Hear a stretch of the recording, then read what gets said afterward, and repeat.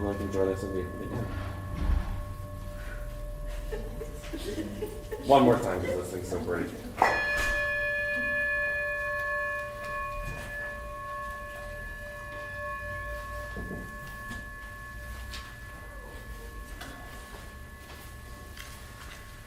Please stand in body or spirit as we sing our gathering hymn, number 361 in the gray hymnal, Enter, Rejoice, and Come In. Let's try that again.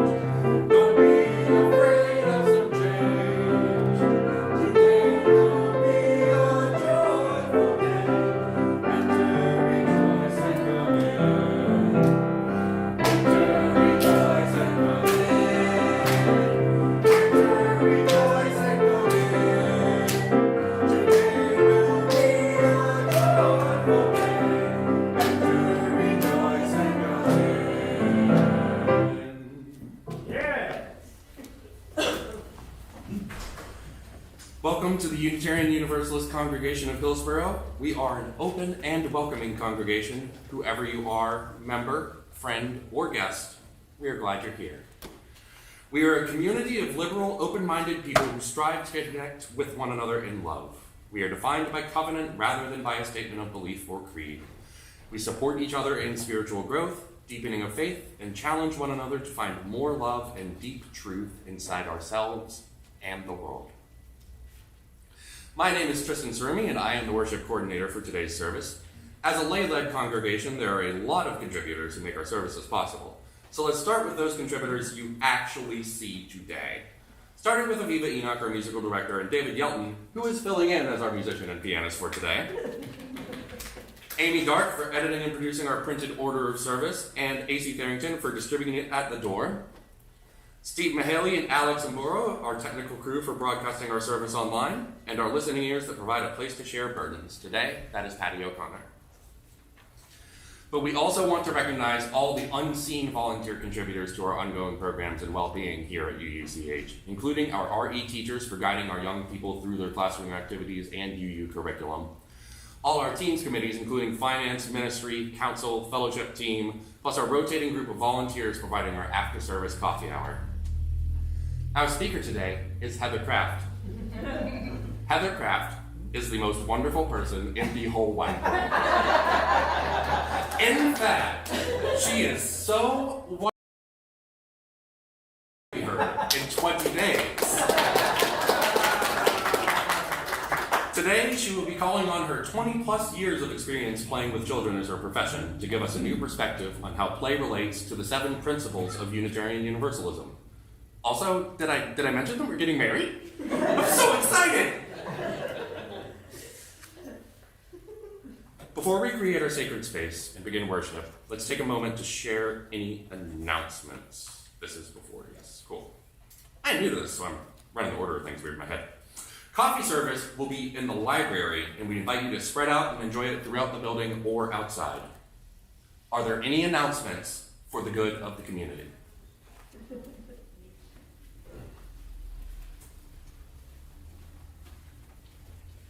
Hi, I'm Patty O'Connor, and I just wanted to remind you that next Saturday is an intergenerational event. It's a picnic on Lake Orange at the home of Dave Bell and Nancy Valentine. Having been there once before, it's a really lovely spot. And there's nothing that nice about hanging out by a lake. You can bring kayaks, you can bring paddleboard. We do have 2 kayaks. They have kayaks if somebody doesn't have one that they generously share for the event. There's a sign-up sheet for food. If you look at that before you bring something, so we don't have like 18 bean salads or something, that'd be grand. And that's it, come on out. Starts at 1 o'clock, the rain date is the following day, same time. And I am the listening ear for today. If anybody has anything they need to get off their chest or has a good joke, I'd love to hear it. I'll be out.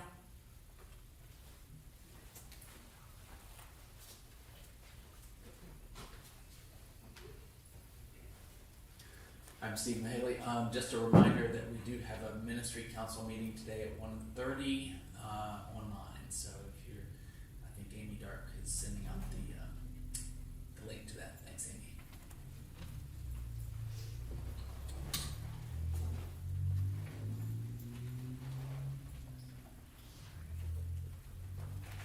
Hello, I'm Alicia. I'm speaking for Finance Committee today. It is July, so it is now a new fiscal year. And so if you have spent any money in the previous fiscal year that you still haven't applied or requested for reimbursement for, you need to do that like right now. Thanks.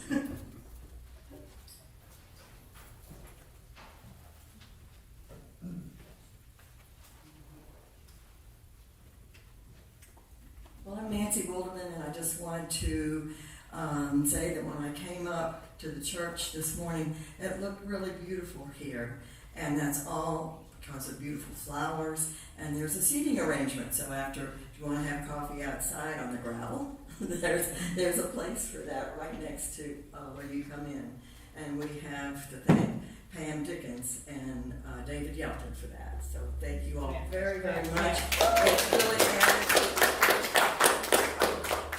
She did it all. okay. Forget David. You just followed us right. He did the lifting. If there are no more announcements, let's silence our cell phones or put them on worship mode. All right. Our opening words today are Being Sanctuary by Jennifer Jo Von Roo, Lynette Lowe. No guarantees I'm pronouncing any of these names correctly. A close-up on the detail of a mosaic with vivid lines of pink, yellow, and blue chips. Welcome to this space, this sanctuary of peace, where we come to not only create our best selves, but to also do the work of creating a beloved community. We come together today as individuals, much like individual pieces of glass or pottery that are different shapes, sizes, and colors, all of which are broken with imperfect, jagged edges, but always beautiful. While our pieces may not always fit together, it is within this sanctuary, guided by our principles, that we gather together to create a beautiful mosaic. May the brokenness and beauty you find in one another create peace in this space and fill our hearts with love as we create worship together. And we now light the chalice. We now create our sacred space by lighting our chalice, the UU symbol for the light of truth that each of us seeks, the light of hope that each of us brings, and the eternal light of love. Our chalice lighting words are, "Let there be joy in our coming together this morning," by Carl Seberg. That name's pretty easy. Let there be joy in our coming together this morning. Let there be truth heard in the words we speak, in the songs we sing.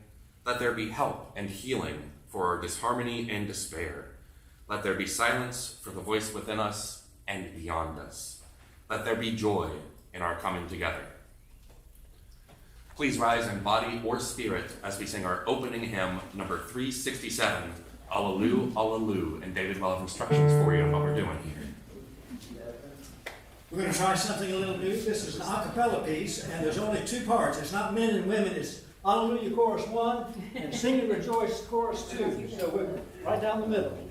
We're going to sing through it once and keep join in with us. We'll sing it several more times. Alleluia, alleluia, alleluia, alleluia. Sing and rejoice. Alleluia, alleluia, alleluia, alleluia. Sing and rejoice.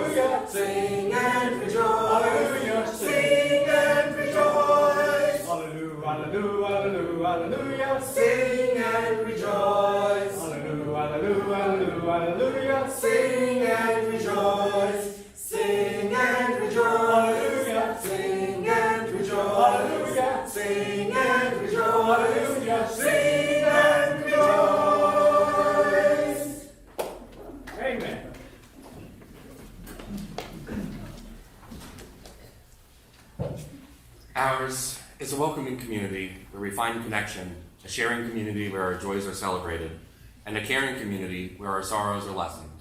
Each Sunday, we take some time to reflect on the special happenings that have occurred this week among our members and friends. Some choose to share aloud, while others choose to remain silent. Here, we make room for both. For those of you that would like to share aloud, please take a moment before we begin to center yourself and collect your thoughts so that what you share this morning is personal, heartfelt, and brief. Please come forward, tell us your name, and share what is in your heart. When you are finished, you may release a stone into the vase on the altar. If you are joining us online and would like to share with those here, please type your joys or concerns in the chat and indicate whether you would like them read aloud here, and we'll drop a stone for you.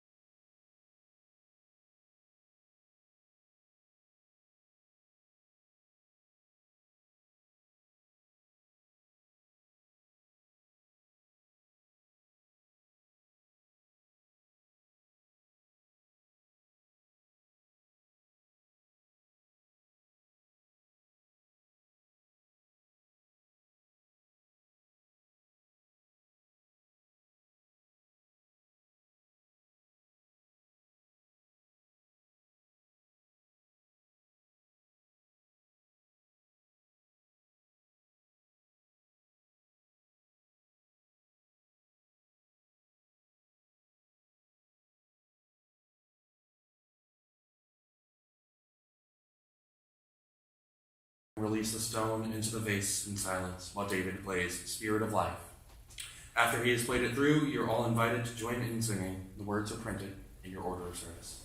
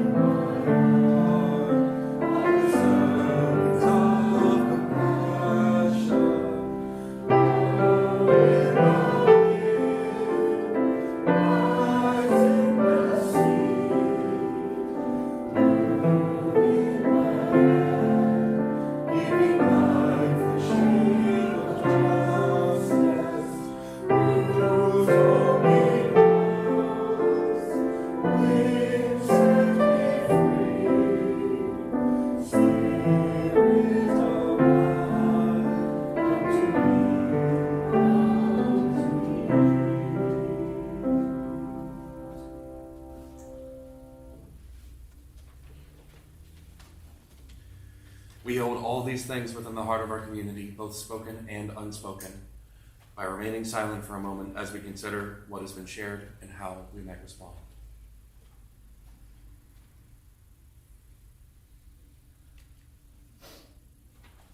Let us close with Amen and Blessed be. Amen. Blessed be. And now I invite Aurora up to read our story for all ages.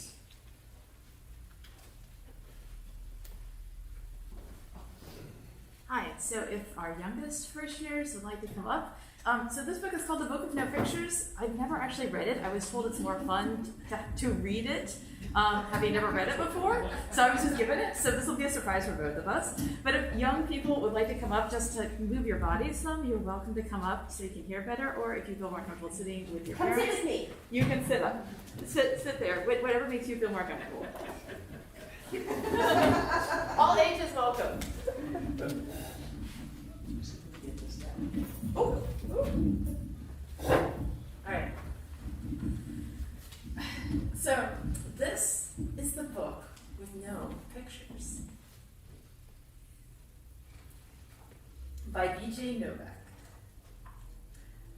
This is the book with no pictures. It might seem like no fun to have someone read you a book with no pictures. And it probably seems boring and serious, except here's how books work. Everything the words say, the person reading the book has to say. No matter what. That's the deal. That's the rule. So that means even if the words say blork, wait, what? That doesn't even mean anything. Blurk. Wait a second. What? This isn't the kind of book I wanted to read, and I have to say every word the book says? Uh-oh. I am a monkey who taught myself how to read. Hey, I'm not a monkey. Just a primate, not monkey. And now I'm reading this, this book with my monkey mouth and my monkey voice. That's not true. I am not a monkey. Yes, I am a monkey. Also, I am a robot monkey. What? And my head is made of blueberry pizza. Wait a second. Is this whole book a trick? Can I stop reading, please? No? And now it's time for me to sing you my favorite song. A song? Do I really have to sing a Glug, glug, glug, my face is a bug. I eat ants for breakfast right off the rug. This book is ridiculous. Can I stop reading yet? No. There are more pages I have to read. I have to read the rest. My only friend in the world is a hippo named Boo Boo Butt. Boo Boo Butt. And also, the kid I'm reading this book is the best kid ever in the history of the entire world. Oh, really? And this kid is the smartest kid too, because this kid chose this book even though it had no pictures. Because kids know that this book that makes grown-ups have to say silly things. And make silly sounds like, oh no, here it comes. Clear, wacko, wacko, my grandpa do, ay, brew, brew, brew, like it, get up, beep, beep, whoop, bop, doogie doggy face. Oh my goodness. Please don't ever make me read this book again. It's so silly. In fact, it's completely and utterly preposterous. Next time, please, please, choose a book with pictures. Please, because this is just too ridiculous to read.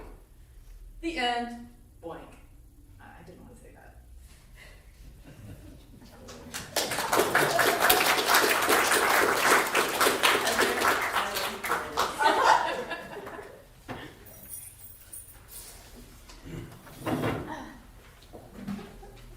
And now, if we do not have a formal RE class today, but if children or other young professionals would like to join on the playground to put some of our principle or theme for the week or theme for the month of play into action, please exit with me and Amy as the rest of us sing the Children's Blessing inside the back cover of the hymnal.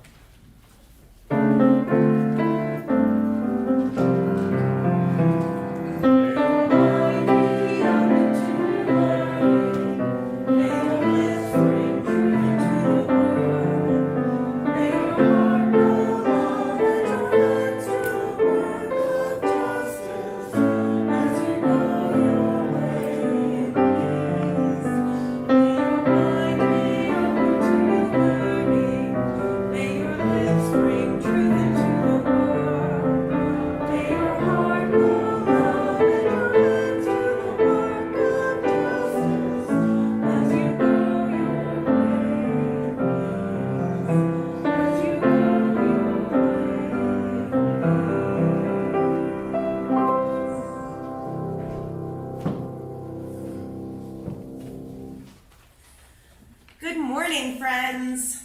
Good morning. I'm usually up here as the worship coordinator, but today I'm the speaker. Let me tell you how that happened. So the theme of this month is play. And in the worship team meeting where we were discussing themes for the summer, there was some doubt about there being enough to say about play to cover all 5 weeks of this month.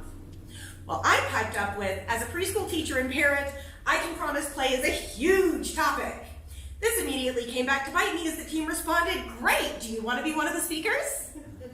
So here I am.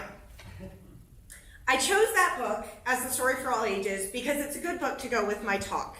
Kids enjoy it when adults are unexpectedly silly, and most adults enjoy it too. My first instinct when I started brainstorming about this topic was to go deep into play as learning, because it's something I know a lot about. It's something I'm passionate about, and it's something I feel a lot of people misunderstand. A lot of people seem to view play as something extra to be done when there's nothing more important to accomplish. But play is important in and of itself in so many ways. And that thought brought an echo of one of our principles, so I started to play with that idea. How can playing help us explore the concepts of and deepen the way we live out our 7 UU principles? So here we go. Our first principle is the inherent worth and dignity of all people. How does play relate to that? Oh, in so many ways. When toddlers want to play with toys, we help them share because everybody deserves a turn. They don't deserve it due to their behavior or because they brought a toy to share as well, but just because they are there, and so should get a turn.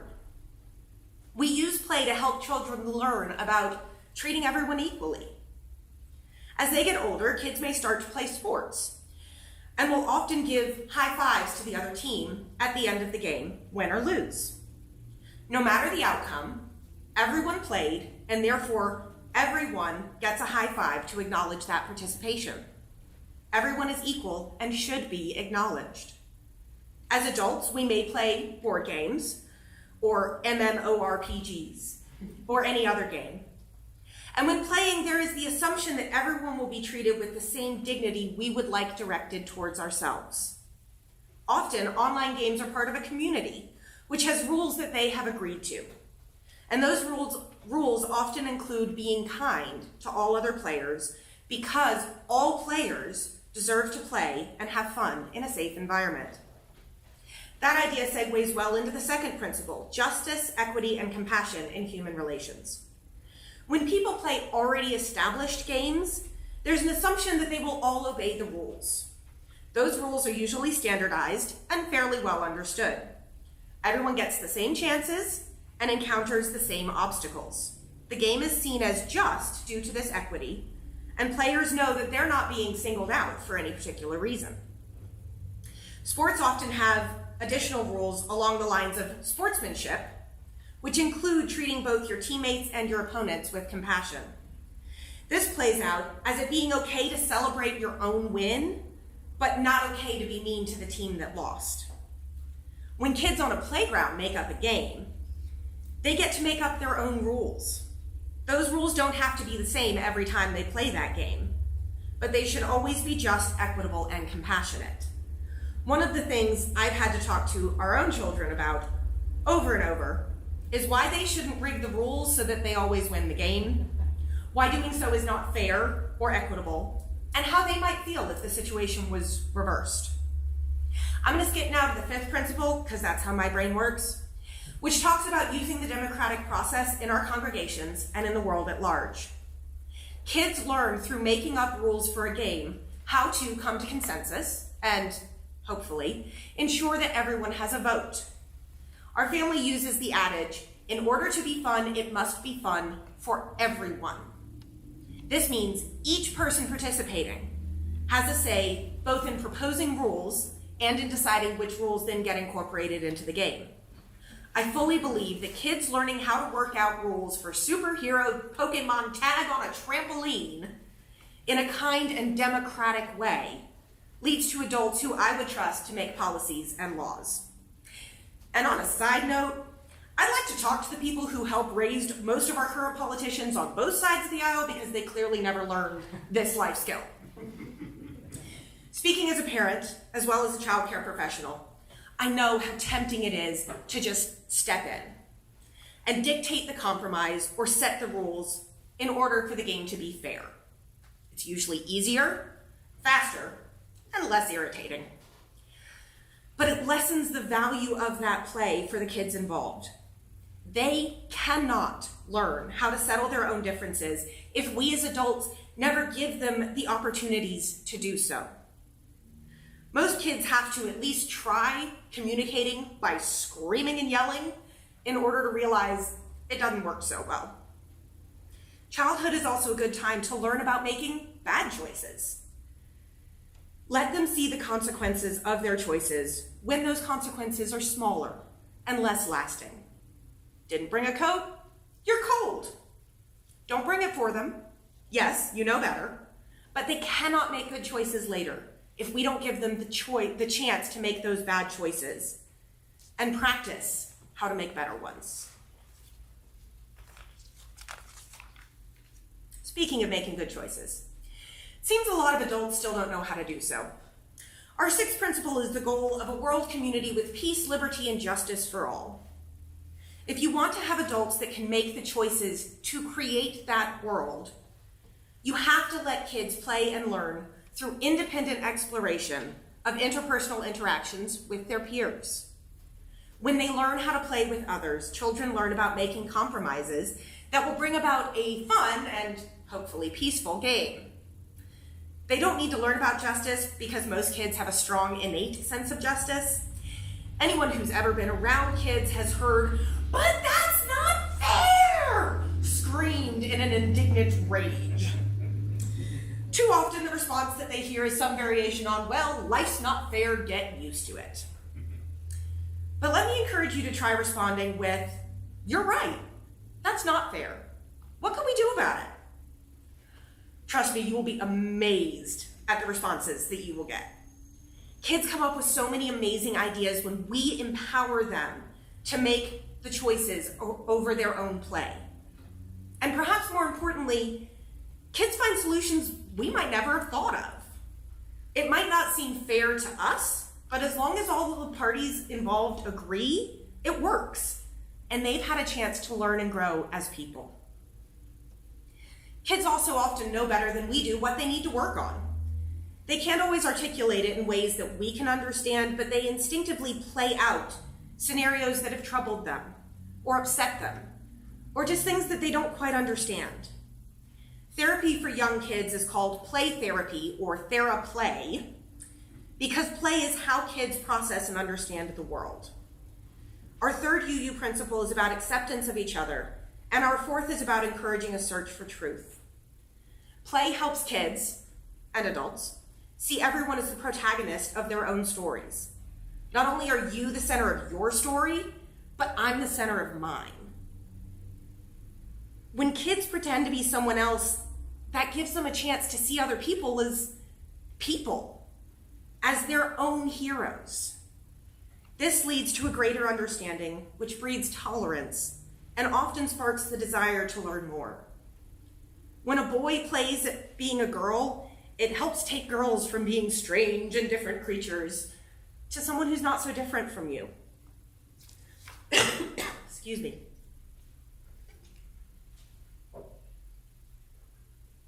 If a high school student is cast as the part of a villain in the school play, they may realize that that character's not evil, just misunderstood or misguided. When an adult online decides to play someone else in a game, there's no way that they can avoid learning more about what it might be like to be someone different, perhaps someone with less privilege than they themselves have. Another thing about play is the freedom to be our true selves. I have a very clear memory of being in 7th grade. I was playing a game with a friend, and we were running down a hallway at the school, and that hallway was all windows on one side, and that side faced the courtyard of the school. We were just free and joyous and in the moment. And then a thought crossed my mind. What if someone is watching? What would they think of me?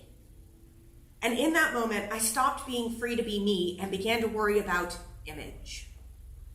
Teens and adults are often too worried about how they look or what others might think to just let go and be joyous about how they look, and have fun freely. When I began to babysit at around age 12, I discovered through playing with those kids that I could be me and still be accepted. Don't get me wrong, I still struggle with this, a lot. I still worry often how I look when I'm having fun. But I've also learned how to push those thoughts aside and just be in the moment. Contra dance also helps me with this. On the dance floor, I'm just moving to the music and responding to those around me, and I feel so wonderfully relaxed in just being who I am. We have a big trampoline at our house.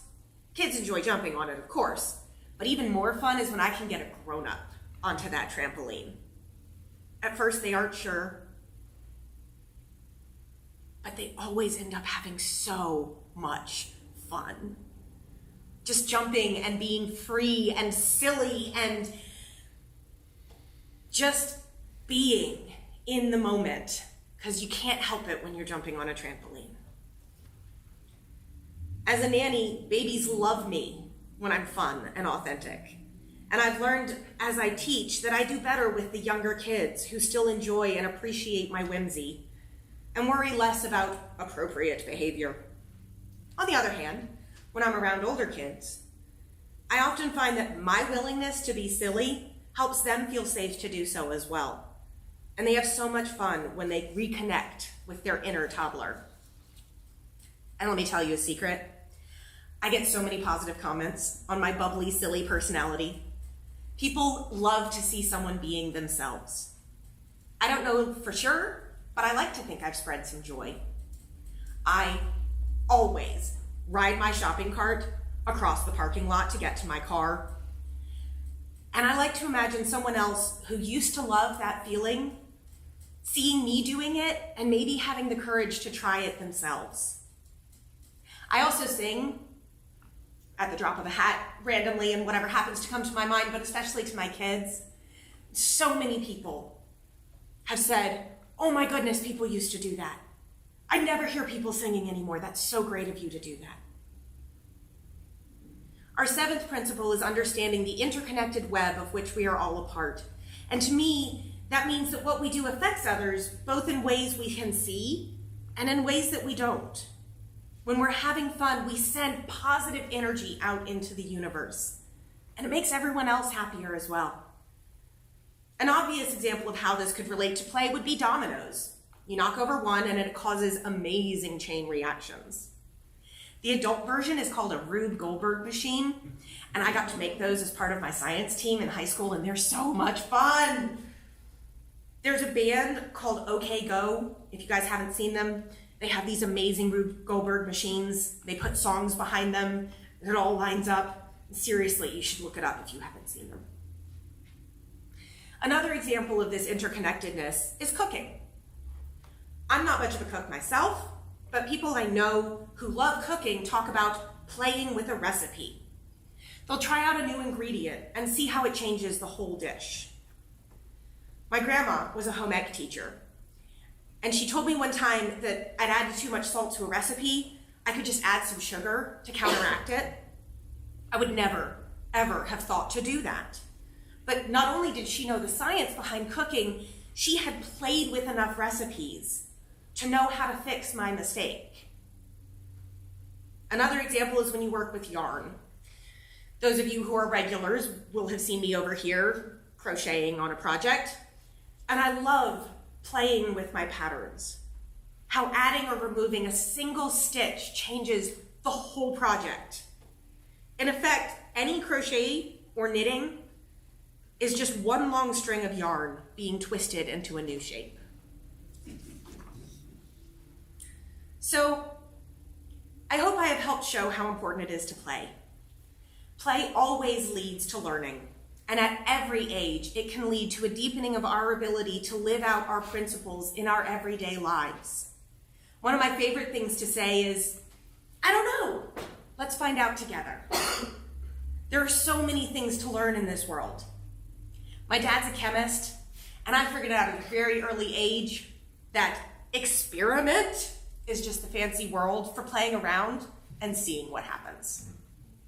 So many people use that word play in a way that it isn't quite derogatory, but it certainly implies that it's less important or extra to the main goal.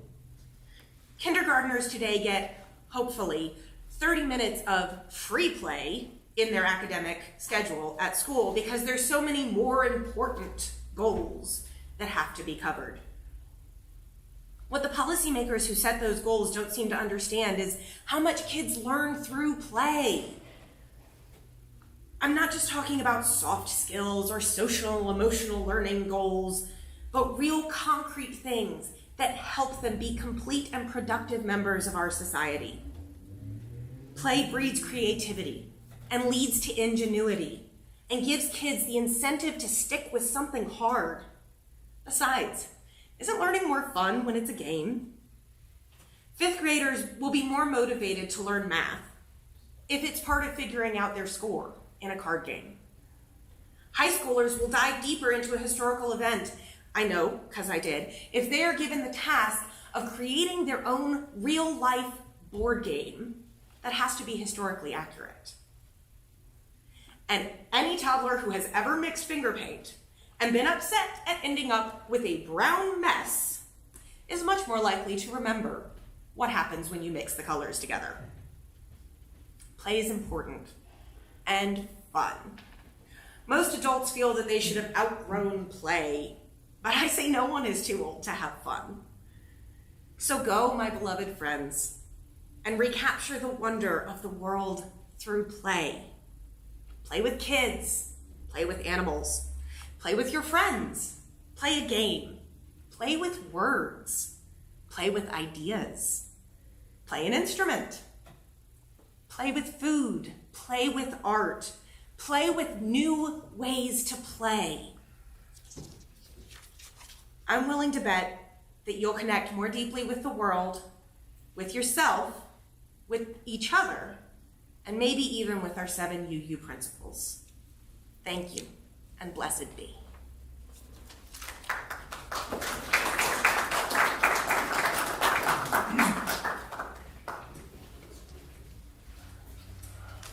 Thank you, Heather. That was lovely.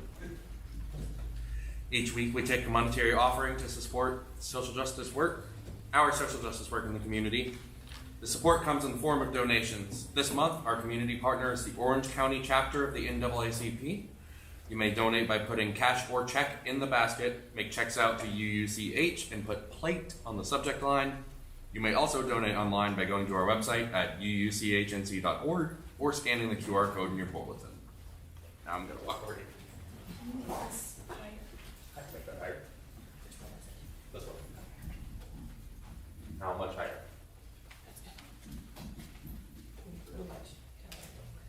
Okay.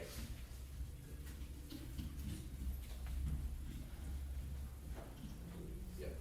So we're going to be performing Circle Game by Joni Mitchell, and y'all are welcome to sing along and play with this song.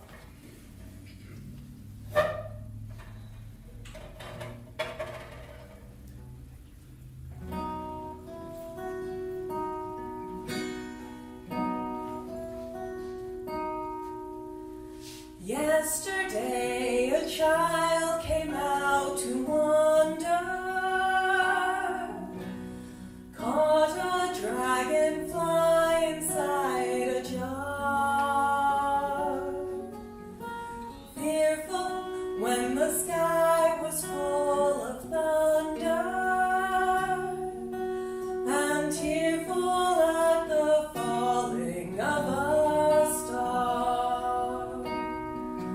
And the seasons, they go round and round, and the painted ponies go up and down. We're captive on the carousel of time.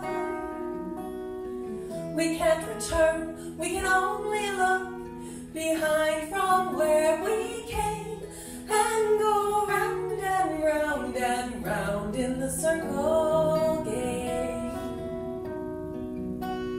Then the child moved 10 times round the seasons, skated over 10 clear frozen streams.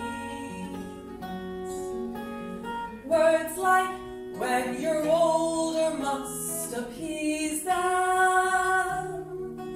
and promises of someday make their dreams.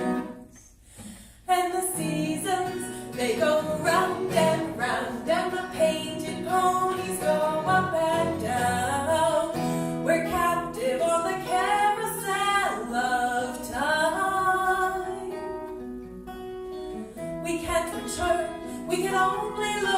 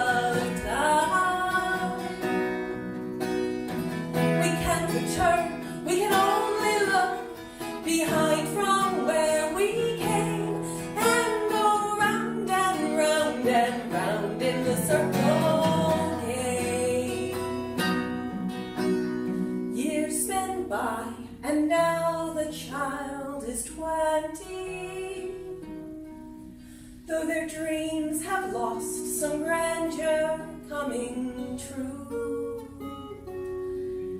There'll be new dreams, maybe better dreams and plenty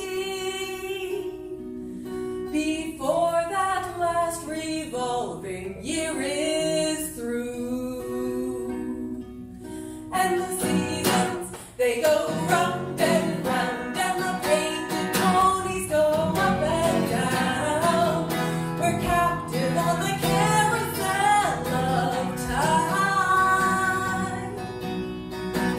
We can't return, we can only look behind from where we came, and go round and round and round in the circle game.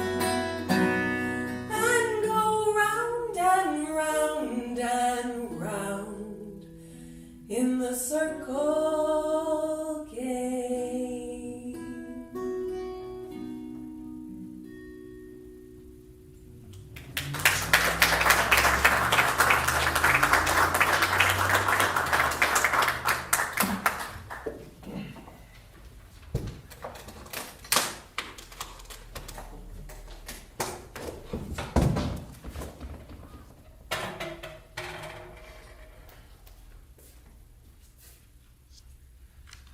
Please join me in our prayer of collective gratitude found in your order of service. For the love that surrounds us every morning, for the friends beside us, and for the generous gifts just received, let us be truly grateful. Please stand in body or spirit as we sing our closing hymn as we leave this friendly place, number 414. Sing it good place. Yes.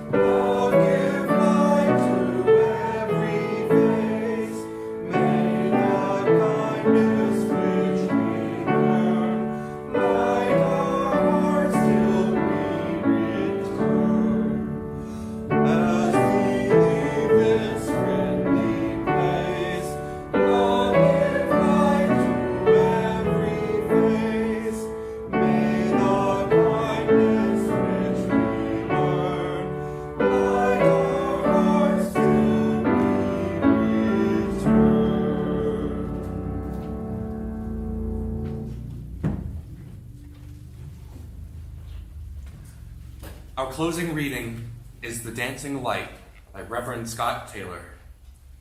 Let this dancing light be our guide. Let it lure us into letting go of the worries, of the stiffness that sets in after all the striving, of the myth that productivity alone gives us purpose. This garden of life we've been given is a playground. The weeding can wait. And now we extinguish our flame, and please join me with our closing words. We extinguish this flame, but not the light of truth, the warmth of community, or the fire of commitment. These we carry in our hearts until we are together again. And I'm going to read this the way you wrote it. Go in peace, my friends, and blessed be